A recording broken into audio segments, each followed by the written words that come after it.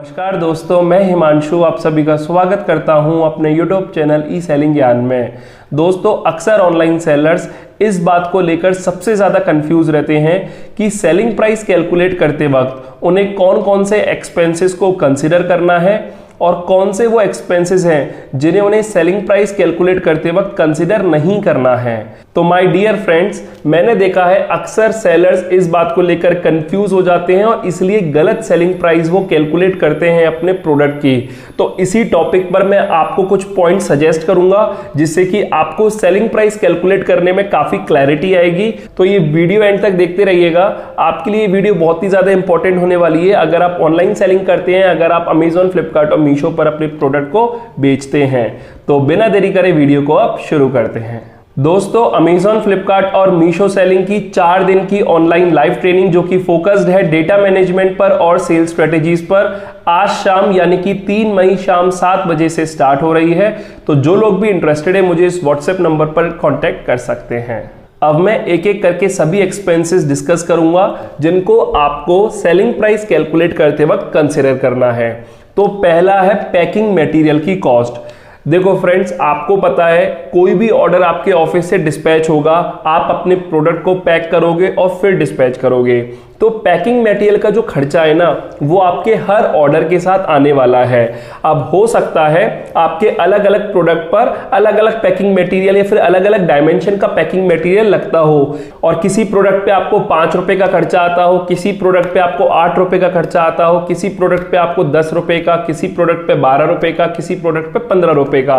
वो डिफर करेगा seller to seller, product to product. तो आपको ना क्या करना है, एक एवरेज ले लेना है। अब जैसे मैं आपको अगर अपना केस बताऊं तो मुझे कुछ प्रोडक्ट पर 10 रुपए की पैकिंग मटेरियल की कॉस्ट आती है, कुछ प्रोडक्ट पर 12 रुपए की आती है और कुछ प्रोडक्ट पर 15 रुपए की आती है। तो मैंने एक एवरेज वैल्यू निकाल ली 13 रुपए।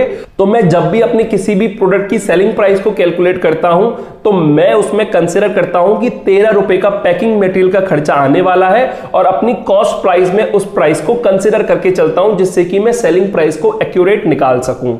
ठीक है, तो एक तो पैकिंग मटेरियल कॉस्ट जो कि आपको एवरेज निकालनी है और फिर आपको उसको कंसीडर करना है एज ए एक्सपेंस, क्योंकि ये एक ऐसा खर्चा है जो कि आपके हर प्रोडक्ट के साथ इन्वॉल्व है, हर एक ऑर्डर के साथ इन्वॉल्व है। दूसरा है इनवर्ड ट्रांसपोर्टेशन कॉस्ट। अब देखिए, ये जो कॉस्ट है वो कुछ सेलर्स के केस में हो सकती है, कुछ सेलर्स के केस में नहीं होगी। देखो, अगर आप मैन्युफैक्चरर हो तब तो आपके केस में बिल्कुल भी नहीं है। आखिर है क्या इनवर्ड ट्रांसपोर्टेशन कॉस्ट? देखिए, जैसे आप दिल्ली में रहते हो और आपका जो प्रोडक्ट है कहीं साउथ साइड से आता है, ठीक है, मतलब आप दिल्ली में रहते हो और आपके जो प्रोडक्ट हैं वो बेंगलोर से आते हैं। आप दिल्ली में रहते हो, आपका जो प्रोडक्ट है वो गुजरात साइड से आता है। आप दिल्ली में रहते हो, आपका जो प्रोडक्ट है वो राजस्थान साइड से आता है। तो अगर ऐसा आपका प्रोडक्ट है, आप कहीं सोर्स करते हो कहीं बाहर से, तो उस केस में आपको ट्रांसपोर्टेशन चार्जेस देने पड़ते होंगे। और ये कोई ऐसा तो है नहीं कि वन टाइम आपको पे करने, जब जब आप मटेरियल मंगाओगे तब तब आपको वो ट्रांसपोर्टेशन चार्जेस देने पड़ेंगे। और जब आप कहीं दूर से अपने मटेरियल को मंगाते हो तो आप बल्क में ऑर्डर मंगाते हो कि इकट्ठे आपने 50 पीस मंगाए, 100 पीस मंगाए, 500 पीस मंगाए, 1000 पीस मंगाए, इस तरीके से आप ऑर्डर प्लेस करते हो। तो उसकी कलेक्टिव एक कॉस्ट बनती है, जैसे हो सकता है 3000 रुपए आपको लग रही है, 5000 रुपए लग रही है। अब मानकर चलिए आपने 500 यूनिट्स मंगाई और आपको 3000 रुपीज ट्रांसपोर्टेशन कॉस्ट लगी, तो पर यूनिट आपको क्या चार्ज लगा? 6 रुपीज। तो आपको ना क्या करना है, एक average value inward transportation cost की इसमें भी कंसीडर करनी है और अपने प्रोडक्ट की सेलिंग प्राइस को कैलकुलेट करते वक्त इसको भी कंसीडर करना है, बशर्ते आप एक मैन्युफैक्चरर नहीं है या फिर उसी प्रोडक्ट का डिस्ट्रीब्यूटर आपके ऑफिस तक प्रोडक्ट को दे जाता है। तो अगर ऐसा केस है तो ऑब्वियसली इनवर्ड ट्रांसपोर्टेशन कॉस्ट आपके में 0 है। लेकिन इसके अलावा बाकी सेलर्स जो कि किसी दूसरे सिटी से प्रोडक्ट को मंगाते हैं या दूसरे स्टेट से प्रोडक्ट को मंगाते हैं, तो उस केस में इनवर्ड ट्रांसपोर्टेशन कॉस्ट जरूर कंसिडर करनी है, क्योंकि ये आपको हर बारी लगने वाली है। तो पैकिंग मटेरियल की कॉस्ट आपको समझ में आ गई, इनवर्ड ट्रांसपोर्टेशन की कॉस्ट आपको समझ में आ गई। तीसरा है रिटर्न एक्सपेंस।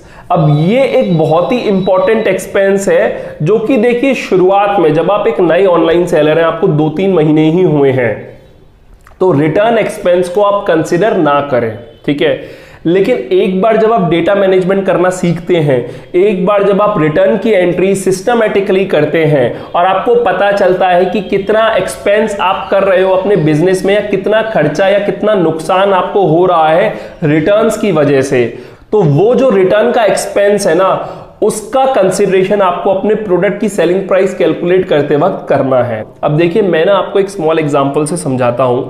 जैसे मानकर चलिए आपके डेली के 30-35 ऑर्डर्स बनते हैं, ठीक है। तो ऑन एन एवरेज अगर मैं मंथली बात करूं तो आपके कुछ 900-950 ऑर्डर्स है, 1000 ऑर्डर्स के आसपास बनेंगे। तो मैं राउंड ऑफ फिगर के लिए मान लेता हूं कि आप 1000 ऑर्डर्स मंथ में डिस्पैच करते हो, ठीक है। और आपके पर प्रोडक्ट की जो सेलिंग प्राइस है वो किसी की 400 रुपए है, किसी की 500 रुपए है, किसी की 600 रुपए है। अब क्योंकि मुझे थोड़ी कैलकुलेशन इजी करनी है और आपको कंसेप्ट समझाना है, तो मैं मान लेता हूं मेरे हर एक प्रोडक्ट की जो सेलिंग प्राइस है वो 500 रुपीज है और 1000 यूनिट्स मैंने सेल किए, तो टोटल जो सेल मंथली सेल मेरी हुई वो 5 लाख रुपीज की हुई। अब 1000 यूनिट जो सेल हुई उसमें से मैं ये मानता हूं कि 20% मुझे रिटर्न आ गए। अब जब मैं रिटर्न बोलता हूं तो इसमें कस्टमर और कोरियर रिटर्न दोनों ही आ गए, यानी कि 1000 में से 200 ऑर्डर मुझे रिटर्न में आ गए और 800 ऑर्डर डिलीवर हो गए, ठीक है। अब जो 800 ऑर्डर डिलीवर हो गए उसका तो मुझे पेमेंट मिल जाएगा, कोई दिक्कत नहीं आएगी। दिक्कत आएगी जो 200 ऑर्डर मेरे को रिटर्न में आ गए। अब जो 200 ऑर्डर रिटर्न में मुझे आ गए, मेरे को उनका पेमेंट नहीं मिलेगा क्योंकि वो रिटर्न में वापस आ गए हैं। और इधर मैंने जो 20% रिटर्न कंसीडर किया उसका भी एक रीजन ये है कि नॉर्मली ऑनलाइन सेलिंग बिजनेस में कहा जाता है कि आपको 10% से 30% तक रिटर्न इजीली आ सकते हैं, तो मैंने एक एवरेज 20% रिटर्न मान लिया है और इसलिए 200 ऑर्डर जो है वो रिटर्न में मान लिए हैं। अब जो 200 ऑर्डर मुझे रिटर्न में वापस आए उसमें से 20% ऑर्डर मुझे डैमेज मिले हैं, ठीक है। अब देखिए 20% ऑफ 200 कितना होता है, 40 ऑर्डर्स। तो 40 ऑर्डर्स मुझे डैमेज मिले हैं और 160 ऑर्डर्स जो हैं वो मेरी इन्वेंट्री में मूव होगा और दोबारा रीसेलेबल है। तो 160 ऑर्डर्स जो कि रिटर्न में मुझे बिल्कुल सही कंडीशन में मिले हैं, मुझे उससे कुछ भी लेना देना नहीं है, ठीक है। मेरे लिए जो नुकसान है वो 40 ऑर्डर का है जो कि मुझे डैमेज होकर मिले हैं, ठीक है। अब जो 40 ऑर्डर है मैं उनके लिए अमेजन और फ्लिपकार्ट पर क्लेम डालूंगा, ठीक है। अब मैं मानता हूं कि अमेजन और फ्लिपकार्ट वाले 50% क्लेम अप्रूव कर देते हैं, 50% डिनाई कर देते हैं, ठीक है। तो 40 में से 20 जो ऑर्डर है उनके क्लेम तो अप्रूव हो गए, 20 ऑर्डर के क्लेम उन्होंने डिनाई कर दिए। तो 40 का 50% हो गया, 20 ऑर्डर्स तो हमें उनका पेमेंट मिल गया, क्लेम अप्रूव हो गए, तो कोई दिक्कत नहीं है। हमें जो नुकसान लगा वो 20 ऑर्डर्स का लगा। तो मैं ये बोल सकता हूं ना कि जब मैंने 1000 ऑर्डर भेजे थे तो मुझे टोटल नुकसान कितना लगा, 20 ऑर्डर्स का लगा, ठीक है। अब देखिए इसकी जब मैंने सेलिंग प्राइस 500 रुपीज मानी थी, तो मैं मान लेता हूं इसकी कॉस्ट प्राइस मेरी 300 रुपीज थी प्रोडक्ट की। तो 20 ऑर्डर्स का मुझे नुकसान लगा और पर प्रोडक्ट की कॉस्ट प्राइस जो थी वो 300 रुपीज थी। तो जो टोटल नुकसान मुझे लगा वो 20 इंटू 300 यानी कि 6000 रुपीज का हो गया। तो मैं ये बोल सकता हूं जब 1000 ऑर्डर्स मैंने भेजे हैं जिसमें से 800 ऑर्डर डिलीवर हो गए, तो 800 ऑर्डर के हिसाब से 8 इंटू 5 अगर मैं करूंगा तो लगभग 4 लाख रुपीस की सेल हो गई, क्योंकि 5 लाख रुपीस की हुई थी इनिशियली, लेकिन 1 लाख के रिटर्न आ गए और 4 लाख डिलीवर हो गए। तो 4 लाख रुपीस की जब सेल हो रही है, 1000 ऑर्डर जब मैं अपने ऑफिस से डिस्पैच कर रहा हूं, तो उस केस में मुझे 6000 रुपीस का लॉस हो रहा है। तो अगर मैं इंडिविजुअल ऑर्डर पे लॉस कंसिडर करूं तो 6000 डिवाइडेड बाय 1000 आ जाएगा, तो यानी कि 6 वैल्यू आ जाएगी जो कि मेरा एज रिटर्न एक्सपेंस कंसिडर किया जाएगा। अब बहुत से सेलर्स यहां पर 6000 को 800 से भी डिवाइड कर सकते हैं, क्योंकि अल्टीमेटली हमारे ऑर्डर तो डिलीवर 800 हुए ना।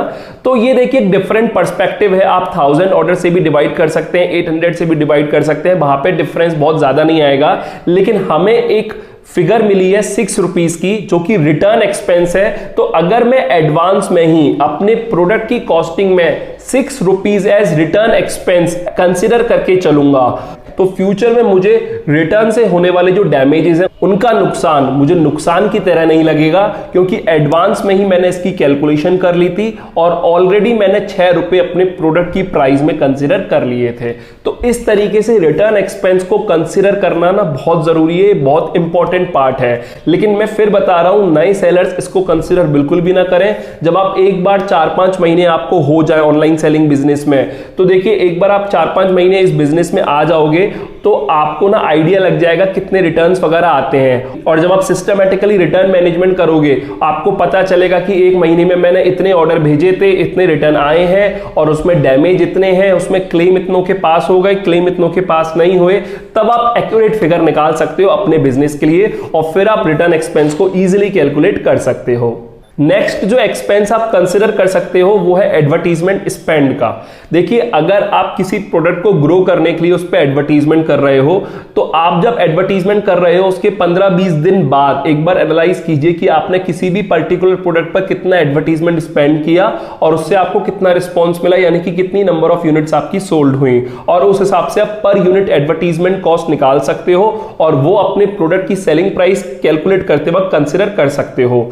एक बात ध्यान रखिएगा, अगर आप उस प्रोडक्ट पर एडवर्टीजमेंट कंटिन्यूअसली कर रहे हो तब तो आपको ये कैलकुलेट करना है, लेकिन आपने जस्ट एक बिगिनिंग में एडवर्टीजमेंट किया है और उसके बाद आप नहीं करने वाले, सिर्फ प्रोडक्ट की ग्रोथ के लिए आपने एडवर्टीजमेंट स्पेंड किया है, तो उस केस में मैं आपको रिकमेंड करूंगा कि आप एडवर्टीजमेंट स्पेंड को कंसिडर ना करें, क्योंकि वो एडवर्टीजमेंट स्पेंड आपका एक्सपेंस नहीं है, आप उसे इन्वेस्टमेंट की तरह कंसिडर करें जो कि आपने अपने प्रोडक्ट की ग्रोथ के लिए की है। इसके अलावा आपको पता है, जब भी आप प्रोडक्ट की सेलिंग प्राइस कैलकुलेट करते हो तो मार्केट प्लेस की लगने वाली जो फीस है, जैसे अमेजॉन के केस में रेफरल फी हो गई, क्लोजिंग फी हो गई, शिपिंग फी हो गई, फ्लिपकार्ट के केस में कमीशन फी हो गई, फिक्स्ड फी हो गई, कलेक्शन फी हो गई, शिपिंग फी हो गई, ये सब भी आपको कंसिडर करना ही है। तो मेनली ना यही एक्सपेंसेस है जो कि एक सेलर को ध्यान रखने हैं। बाकी अगर आप मैन्युफैक्चरर हैं तो आपके केस में कोई एडिशनल एक्सपेंस हो जो कि आपके हर एक प्रोडक्ट के साथ एसोसिएटेड हो, तो आप उसे भी कंसिडर कर सकते हैं। इसके अलावा बहुत सारे सेलर्स ना टीसीएस टीडीएस को भी कंसिडर कर लेते हैं एज एक्सपेंसेस,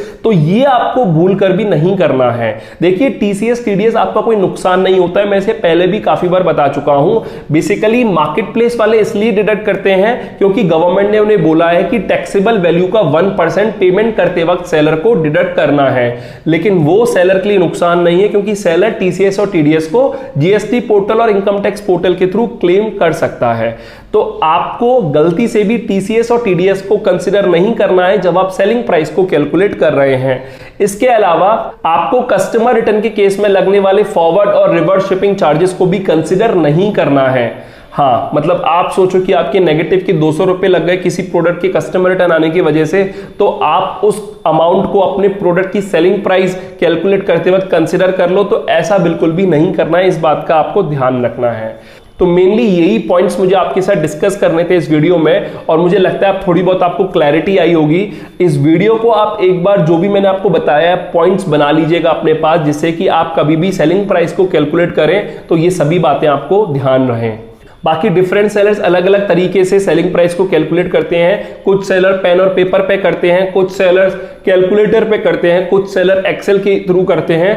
तो मैं पर्सनली भी रिकमेंड करता हूं कि आप एक्सेल के थ्रू ही किया कीजिए, उससे आपका सिस्टम बहुत आसान हो जाता है। इनफैक्ट हम अपने 4 दिन की ट्रेनिंग प्रोग्राम में भी सारा कुछ एक्सेल और गूगल शीट की मदद से ही करना सीखते हैं कि किस तरीके से अपने ऑनलाइन सेलिंग बिजनेस के डेटा मैनेजमेंट को एक्सेल और गूगल शीट की मदद से हम बहुत ही ज्यादा आसान कर सकते हैं। तो बस इस वीडियो में मुझे यही सब बताना था। वीडियो अगर आपको अच्छी लगी और हेल्पफुल रही हो तो इस वीडियो को लाइक कीजिएगा। अपने फ्रेंड्स और फैमिली में जो भी ऑनलाइन सेलिंग बिजनेस करता है उसके साथ ये वीडियो जरूर शेयर कीजिएगा। और अगर आप मेरे चैनल पर नए हो और पहली बार आए हो तो इस चैनल को सब्सक्राइब कर दीजिएगा, क्योंकि मैं ऐसे ही ऑनलाइन सेलिंग से जुड़ी वीडियोज अपने चैनल पर लाता रहता हूँ। फिलहाल अभी के लिए मैं चलता हूँ। Thank you.